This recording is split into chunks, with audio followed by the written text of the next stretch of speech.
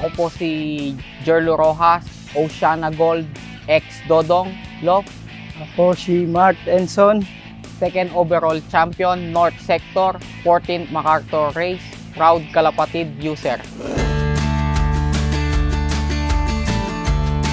Sabi ko nga noon pa sir is, hobby ko na talaga yung pag-aalaga ng kalapate. Bata pa ako, hilig ko talaga yung pag-iibon.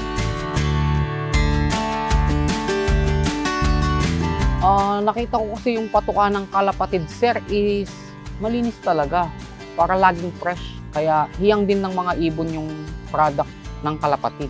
Lalo na sa breeder mix, flyer mix. Yun talaga yung gamit ko.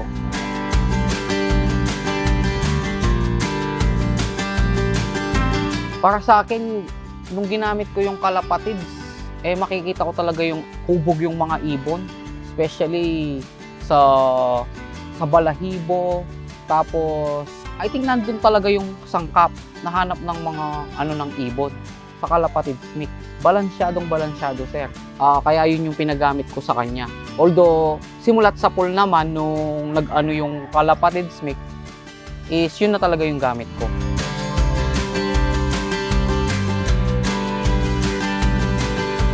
Sa flyer sir, oo. I think so nakuhang-kuha nila yung yung achievement na tsaka yung build na gusto ko sa ibon. Especially pag sa derby. Hindi nagbabago yung katawan ng ibon pag kalapatid ang gamit, pag arrival. Tinanong ko nga siya dati, gusto mo magpalit tayo ng kakong ganyan, ng PIDS. Sabi niya, hindi na, kalapatids na lang, kanyang ganyan.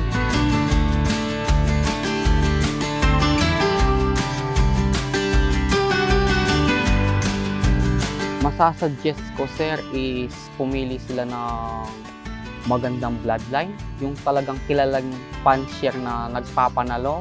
Huwag silang pumili na kasi iisa lang yung gastos ganun din naman. Kaya dapat mag-start ka na sa magandang foundation.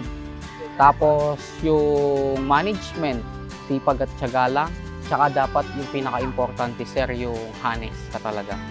Tsaka yung tiwala. At tsaka sa gagamitin nyo din patoka at tsaka supplement. Yun din talaga yung importante para sa akin.